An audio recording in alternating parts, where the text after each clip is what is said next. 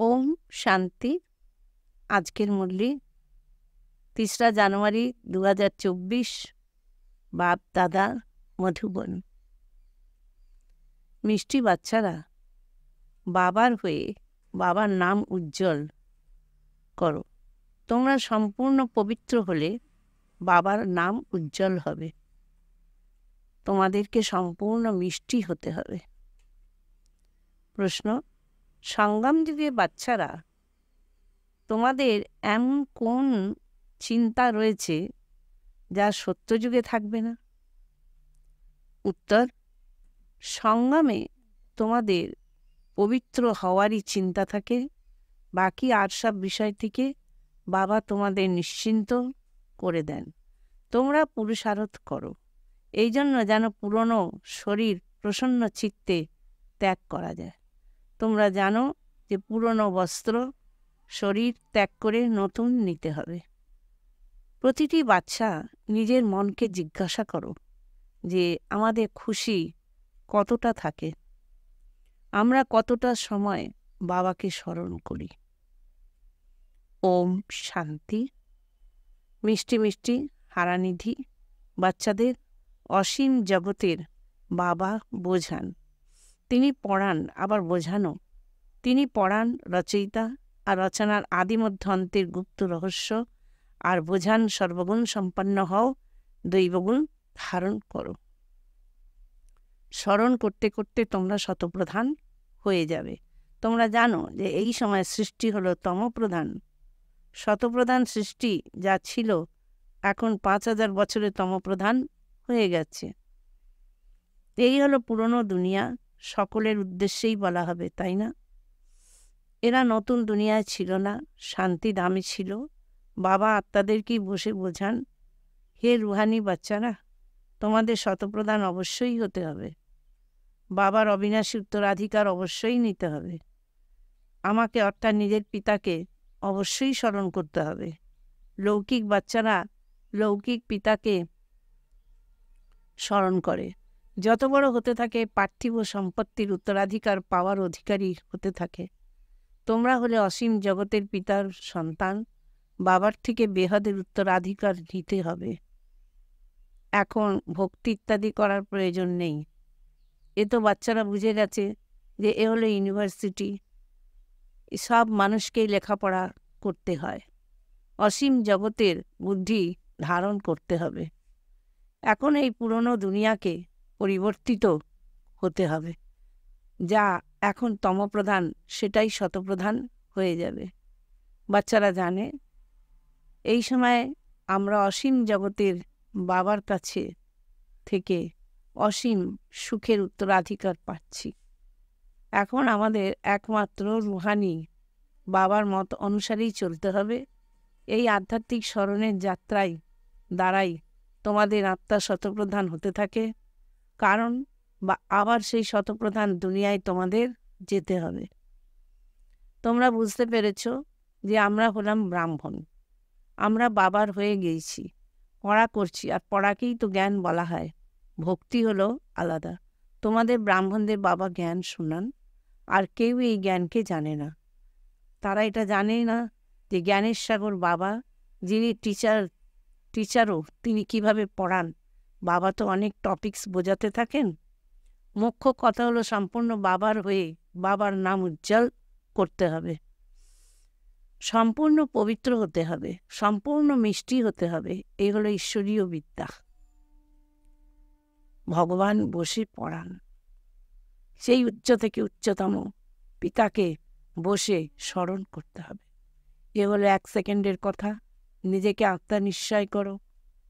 তোমরা জানো যে আমরা আত্মারা শান্তিধামে বসবাস করি। তারপর আবার এখানে আসি ভূমিকা পালন করতে। পুনর্জন্মে আসতেই থাকি। নম্বরের ক্রম অনুসারে 84 জন্মের পাঠ আমরা এখন পূর্ণ করছি। এই পড়াকেও জ্ঞান বুঝতে হবে, পাঠকেও বুঝতে হবে। ড্রামার রহস্য বুদ্ধিতে রয়েছে। তোমরা জানো যে হলো আমাদের অন্তিম জন্ম, আর এখনই বাবাকে পেয়েছি। যখন 84 জন্ম পূর্ণ হয় তখনই পুরনো দুনিয়ার পরিবর্তন হয়। তোমরা এই অসীম জগতের ড্রামাকে, 84 জন্মকে আর এই পড়াকে জানো। 84 জন্ম নিতে নিতে এখন অন্তিম লগ্নে এসে দাঁড়িয়েছি। এখন পড়ছো, পুনরায় নতুন দুনিয়াতেই যাবে। নতুন নতুনরা তো আসতেই থাকে, কিছু না কিছু নিশ্চয় হতে থাকে। কেউ কেউ তো এই পড়ায় মগ্ন হয়ে যায়। বুদ্ধিতে থাকে যে আমরা শতপ্রধান পবিত্র হতে চলেছি, আমরা পবিত্র হতে হতেই উন্নতি প্রাপ্ত করব। বাবা বোঝান, তোমরা এত স্মরণ করো, যত স্মরণ করো ততই তোমাদের আত্মা পবিত্র হতে থাকে। বাচ্চাদের বুদ্ধিতে সম্পূর্ণ ড্রামাই ফিক্সড হয়ে আছে। এটাও জানো যে তোমরা এই দুনিয়া সব কিছু ত্যাগ করে এসেছো। যা কিছুই চর্মচক্ষু দিয়ে দেখছো তা আর দেখো না, এসব কিছুই শেষ হয়ে যাবে। এখন এ হলো তোমাদের অন্তিম জন্ম। আর কেউ এই অসীম জগতের ড্রামাকে জানে না। তোমরা এখন সম্পূর্ণ চক্রকেই জানো। বাবা এসেছেন এখন তোমাদের তমপ্রধান থেকে শতপ্রধান বানাতে। যেমন লৌকিক জগতের পরীক্ষা 12 মাস হয়, তোমাদের স্মরণের যাত্রা এখন সম্পূর্ণ হয়নি। অনেক কিছুই স্মরণে আসে, তারপর পুনরায় যখন পরিপক্ক হতে থাকবে তখন আর কিছুই স্মরণে থাকবে না। আত্মা সম্পূর্ণ অশরীরী এসেছে, অশরীরী যেতেই হবে। তোমরা সমগ্র সৃষ্টির প্রতিটি মানুষের পাঠকে জানো। মানুষের সংখ্যা ক্রমাগত অত্যন্ত বৃদ্ধি পেয়েই চলেছে, কোটি কোটি হয়ে গেছে। সত্যযুগে তো আমরা অনেক অল্প সংখ্যক থাকব। পুনর্জন্ম নিতে নিতে আর সব অন্য ধর্মের মঠ পন্থ শাখা প্রশাখা বাড়তে বাড়তে সৃষ্টিরূপী কল্পবৃক্ষ অনেক বড় হয়ে গেছে। আদি সনাতন দেবীদেবতা ধর্মই প্রায় লুপ্ত হয়ে গেছে। আমরাই দেবীদেবতা ধর্মে ছিলাম, শতপ্রধান ছিলাম, এখন সেই ধর্মই তমপ্রধান হয়ে গেছে। এখন আবার শতপ্রধান হতে হবে, আর তা হওয়ার জন্যেই আমরা পড়ছি। যত পড়বে পড়াবে ততই অনেকের কল্যাণ হবে। অত্যন্ত স্নেহপূর্বক বোঝাতে হবে। এরোপ্লেন থেকে প্রচারপত্র ফেলতে হবে, তাতেও এটাই বোঝাতে হবে যে তোমরা জন্ম জন্মান্তর ধরে ভক্তি করে এসছো। গীতা পড়াও হলো ভক্তি। এমন না যে গীতা পড়ে কেউ মানুষ থেকে দেবতা হয়ে যাবে। ড্রামা অনুসারে বাবা যখন আসেন তখনই এসে শতপ্রধান হওয়ার যুক্তি দেন, তখনই পুনরায় আমাদের শতপ্রধান পদ প্রাপ্তি ঘটে। তোমরা জানো এই পড়ার দ্বারাই আমরা এখন দেবী দেবতা হতে চলছি। এই হলো ঈশ্বরীয় পাঠশালা। ভগবান তোমাদের পড়িয়ে নর থেকে নারায়ণ তৈরি করেন।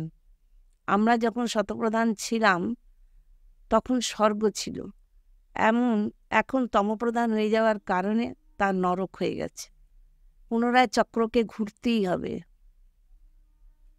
বাবা এসে মনুষ্য থেকে দেবতা, বিশ্বের মালিক হওয়ার পুরুষার্থ করান। বাবাকে স্মরণ করতে হবে আর দৈবগুণ ধারণ করতে হবে। লড়াই ঝগড়া করবে না। দেবতারা কখনো লড়াই ঝগড়া করে না। তোমাদের তেমনই তো হতে হবে। তোমরাই এমন সর্বগুণ সম্পন্ন ছিলে, শ্রীমত অনুসারে চলে তেমনই হতে হবে। নিজেকে জিজ্ঞাসা করো যে আমরা কতটা খুশিতে থাকি, কতখানি নিশ্চয়তা রয়েছে। এ তো সারাদিন স্মরণ করা উচিত, কিন্তু মায়া এমনই যে সব ভুলিয়েই দেয়। তোমরা জানো যে বাবার সাথে আমরাও হলাম বিশ্ব সেবাধারী। পূর্বে তোমরা পার্থিব হদের জগতের পড়াশোনা করতে, আর এখন অসীম জগতের বাবার থেকে অসীমের পড়া পড়ো। এ হলো পুরনো শরীর, যা নিজের সময় অনুযায়ী মুক্ত হয়ে যাবে। সময় না হলে মুক্ত হতে পারে না। আমরা যেন হাসতে হাসতে এই শরীর ছাড়ি। আমরা এই ছিছি শরীরকে ছেড়ে পুনরায় দুনিয়াতে, পুরনো দুনিয়াকেও ছেড়ে খুশি মনে চলে যাই। কেননা কোনো বড়দিন থাকলে খুশি হয়ে নতুন বস্ত্র পরি, তাই না? তো এখানে তোমরা জানো যে নতুন দুনিয়ায় আমরা নতুন শরীর পাবো, মানে ধারণ করব। এখন আমাদের একটাই চিন্তা, তা হলো পবিত্র হওয়া, আর সব চিন্তা থেকে আমরা মুক্ত হয়ে যাই। সব কিছুই শেষ হয়ে যাবে, তাহলে চিন্তা কেন করব? আধাকল্প আমরা ভক্তিমার্গের চিন্তায় ছিলাম, পুনরায় আধা কল্প আর কোনো চিন্তা থাকবে না। বাকি সময় কিন্তু অতি অল্প। পবিত্র হওয়ার একটু চিন্তা একটু রয়েছে, তারপরে আর কোনো চিন্তা থাকবে না। এ হলো সুখ দুঃখের খেলা। সত্যযুগে সুখ, কলিযুগে দুঃখ রয়েছে। বাবা বুঝিয়েছেন। তোমরা জিজ্ঞাসা করতে পারো যে সত্যযুগ সুখধাম নিবাসী নাকি অত্যন্ত সুখধাম নিবাসী নাকি কলিযুগ দুঃখধামে। তোমরা এরকম নতুন নতুন কথা শোনাও, এখন অবশ্যই বলবে যে দুঃখধামের নিবাসী। অত্যন্ত স্নেহপূর্বক জিজ্ঞাসা করো, যাতে মানুষ নিজেই বুঝতে পারে যে আমরা কোথাকার নিবাসী। তারপরেই তারাই বলবে যে এদের প্রশ্ন করার যুক্তি খুব সুন্দর। যত বড় গণ্যমান্য ব্যক্তি হোক, ধনবান হোক, সকলেই কিন্তু হলো নরকবাসী, তাই না? স্বর্গ তো নতুন দুনিয়াকে বলা হয়। এখন কলিযুগ হলো পুরনো দুনিয়া। এই প্রশ্ন অত্যন্ত ভালো। সিঁড়ির চিত্র সব ক্লিয়ার রয়েছে। তোমরা সুখধামে রয়েছ নাকি দুঃখধামে রয়েছ? এ হেল নরক না হেভেনলি স্বর্গ? ডিটি পবিত্র না ডেভিল অপবিত্র? এসব জিজ্ঞাসা করতে হবে। অবশ্যই সত্যযুগকে ডিটি ওয়ার্ল্ড বলা হবে, কলিযুগকে নরক ডেভিল ওয়ার্ল্ড অপবিত্র দুনিয়া বলা হবে।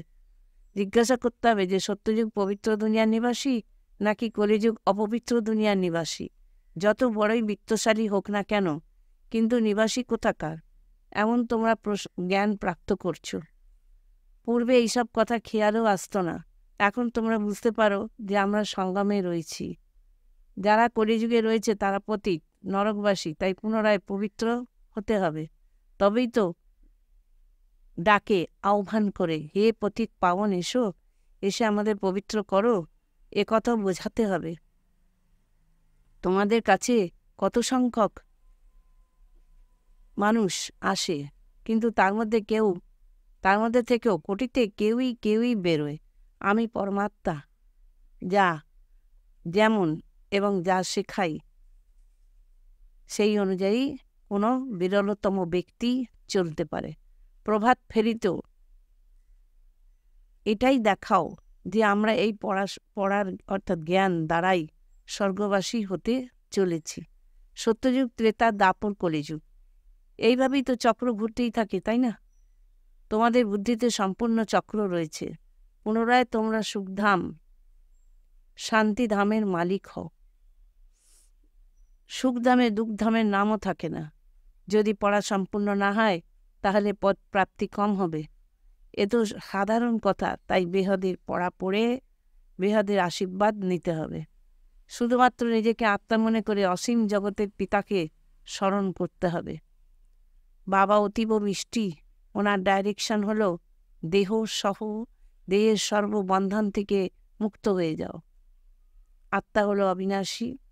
অতি শীঘ্র শরীর ধারণ করা, আবার তৎক্ষণাৎ শরীর ত্যাগ করা খুব দেরি লাগে নাকি? না, লাগে না। এই সময় তো দিন প্রতিদিন সবই তমপ্রধান হয়ে পড়ে। যখন আমরা শতপ্রধান ছিলাম তখন আমরা লম্বা আয়ুষ্কালের অধিকারী ছিলাম, আর অত্যন্ত অল্প সংখ্যক ছিলাম। অন্য কোনো ধর্মই ছিল না। তোমাদের আয়ু এখানের পুরুষার্থের দ্বারাই বৃদ্ধি প্রাপ্ত হয়। যতই স্মরণ করবে ততই তোমাদের আয়ু বৃদ্ধি পাবে। যখন তোমরা শতপ্রধান ছিলে তখন তোমাদের আয়ুষ্কাল অনেক বড় ছিল, কিন্তু যখন নিচে অবতরণ করেছ তখন থেকে আয়ু কম হয়ে গেছে। রজতে নেমে আয়ু কমেছে, তমতে নেমে আয়ু আরও কমেছে। যেমন জলসেচের ঘানি যেটা ঘোরে চাষের কাজে ব্যবহৃত হয়, একদিক থেকে পাত্র ভরে আর অন্যদিকে খালি হতে থাকে। এও হলো অসীম জগতের জলসেচের ঘানি। তোমরা এখনো পূর্ণ হচ্ছ। পূর্ণ হতে হতে যখন তোমরা সম্পূর্ণ হয়ে যাবে তখন আবার ধীরে ধীরে খালি হতে থাকবে। এর সাথে ব্যাটারির উদাহরণও দেওয়া যেতে পারে। এখন আমরা শতপ্রধান হয়ে যাই তখন তারপর পুনরায় 84 জন্ম নিই। আধাকল্প পরে রাবণ রাজ্য শুরু হয়। রাবণ রাজ্যে সকলেই নরকবাসী বলা হবে। পরে যারা আসবে তারা তো নরকেই আসবে। প্রথমে তোমরা স্বর্গেই যাও। এ হলো তোমাদের বাবার থেকে পাওয়া ভক্তির ফল। মনে করা হয় যে অনেক ভক্তি করেছে, তাই জ্ঞানও সঠিকভাবে নিতে থাকে। এইসব রহস্য বাবা তোমাদের বোঝান, তোমাদের আবার অন্যদেরকেও বোঝাতে হবে। মনুষ্যরা তো অনেক পাপের পর পাপ করে চলেছে। এখন বাবা এসেছেন তোমাদের জ্ঞান প্রদান করেছেন। বাবা যখন আসেন, এসে তখনই তোমাদের পড়ান। এতদিন পর্যন্ত একথা তো জানাই ছিল না, ক্রমাগত পাপাত্মাই রয়ে গেছ। পুণ্যাত্মা কিভাবে হয় আর পাপাত্মা কিভাবে হয়, কারা সত্যযুগ নিবাসী কারা কলিযুগ নিবাসী, কিছুই জানা ছিল না। এখন বাবা বুঝিয়েছেন। বাবাকে অগ্নিশিখাও বলা হয়ে থাকে। তার মধ্যে লাইটও রয়েছে, আবার মাইট শক্তিও রয়েছে। যখন লাইটে আসো অর্থাৎ আত্মজ্যোতি জাগ্রত হয়, তখন মাইটও আছে। তোমাদের লাইফ অনেক বড় হয়ে যায়, যেখানে সত্যযুগ কাল তোমাদের গ্রাস করতে পারে না। খুশি খুশি এক শরীর ছেড়ে অন্য শরীরে চলে যাও, দুঃখের কোনো কথাই নেই। এই যেন এক ধরনের খেলা, সাপসুনির উদাহরণ। তোমরা সত্যযুগ থেকে কলিযুগ পর্যন্ত অভিনয় করেছ, একথা তোমাদের বুদ্ধিতে একদম বসে গেছে। বাবা তোমাদের পিতাও শিক্ষক, আবার সদ্গুরু। একথা একমাত্র বাচ্চারাই পুরুষার্থের নম্বরের ক্রমানুসারে জানে। পূর্বজন্মকেও তোমরাই বোঝো যে তোমরা কতবার জন্মগ্রহণ করো। ব্রাহ্মণ ধর্মে তোমরা কত জন্ম নাও? এক জন্ম, কেউ 2-3 জন্মও নেয়। মনে করো কেউ শরীর ত্যাগ করেছে, সে ব্রাহ্মণের সংস্কার নিয়ে গেছে। তাই ব্রাহ্মণের সংস্কার থাকার কারণেই তারা পুনরায় সত্যিকারের ব্রাহ্মণ কুলেই আসবে। ব্রাহ্মণ কুলের আত্মারা তো সংখ্যায় বৃদ্ধি পেতেই থাকবে। ব্রাহ্মণ কুলের সংস্কার তো সাথে নিয়ে যায়, তাই না? কিছু হিসাব নিকাশ থাকলে পরে কেউ 2-3টো জন্ম নেয়।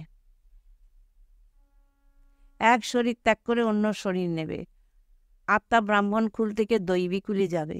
এর মধ্যে শরীরের কোনো কথাই নেই। এখন তোমরা বাবার হয়েছ, তোমরা হলে ঈশ্বরীয় সন্তান, আবার প্রজাপিতা ব্রহ্মারও সন্তান। অন্য কোনো সম্বন্ধ তোমাদের নেই। অসীম জগতের বাবার হয়ে যাওয়া কোনো কম কথা নয়, তাই না? তোমরা সুখধামের মালিক হয়ে যাও। যদি তোমরা শুধু মহান পিতাকে চিনে নাও, তাহলেই তোমাদের নৌকা অর্থাৎ বেড়া পার হয়ে যাবে। আচ্ছা, মিষ্টি মিষ্টি হারানিধি বাচ্চাদের প্রতি মাতা পিতা বাপদাদার স্মরণের স্নেহ সুমন আর সুপ্রভাত। আত্মাদের পিতা তার আত্মারূপী বাচ্চাদেরকে জানাচ্ছেন নমস্কার। ধারণার জন্য মুখ্য সার 1 নম্বর পয়েন্ট। নিজেকেই নিজে প্রশ্ন করো। 1. আমাদের খুশি কতক্ষণ থাকে? 2. সর্বগুণ সম্পন্ন ছিলে, এখন শ্রীমত অনুসারে চলে আবার হতে হবে। এই নিশ্চয়ই কতখানি রয়েছে। 3 নম্বর, আমরা কতখানি শতপ্রধান হয়েছি? দিন রাত শতপ্রধান পবিত্র হওয়ার চিন্তা থাকে তো? 2 নম্বর, অসীম জগতের বাবার সাথে বিশ্ব সেবা করতে হবে। অসীম জগতের পড়া পড়তেও হবে, আবার পড়াতেও হবে। দেহসহ যা কিছু বন্ধন রয়েছে সেগুলিকে বাবার স্মরণ থেকে মুক্ত করতে হবে। বরদান, মালিক ভাবের স্মৃতির দ্বারা মন্মনা ভবর স্থিতি তৈরি করে থাকা মাস্টার সর্বশক্তিমান ভবা। মালিক ভাবের স্মৃতির দ্বারা এই স্মৃতি যেন ইমার্জ রূপে থাকে যে আমি আত্মা করাবনহার, আমি হলাম মালিক, বিশেষ আত্মা, আমি মাস্টার সর্বশক্তিমান। তাহলে এই স্মৃতির দ্বারা মন বুদ্ধি আর সংস্কার নিজের কন্ট্রোলে থাকবে। আমি হলাম আলাদা আর মালিক। এই স্মৃতির দ্বারা মনমনা ভাবর স্থিতি সহজেই তৈরি হয়ে যাবে। এই ডিট্যাচমেন্টের অভ্যাস কর্মাতীত বানিয়ে দেয়। স্লোগান, গ্লানি বা ডিস্টারবেন্সকে সহ্য করা আর সমাহিত করে নেওয়া অর্থাৎ রাজধানী নিশ্চিত করা। অব্যক্ত সাইলেন্সের দ্বারা ডবল লাইট ফরিস্তা স্থিতির অনুভব করো। সাইলেন্স অর্থাৎ শান্ত স্বরূপ আত্মা যখন একান্তে থাকে তখন মন বুদ্ধির একাগ্রতা অনুভব হয়। সেই একাগ্রতার দ্বারা 2টি বিশেষ শক্তি প্রাপ্ত হয়। একটি হলো পরখ করবার শক্তি, দ্বিতীয় হলো নির্ণয় করার শক্তি। এই 2 বিশেষ শক্তি কর্ম ব্যবহারে আর পরমাত্মা দুইয়েরই সকল সমস্যার সমাধান বের করে আনে।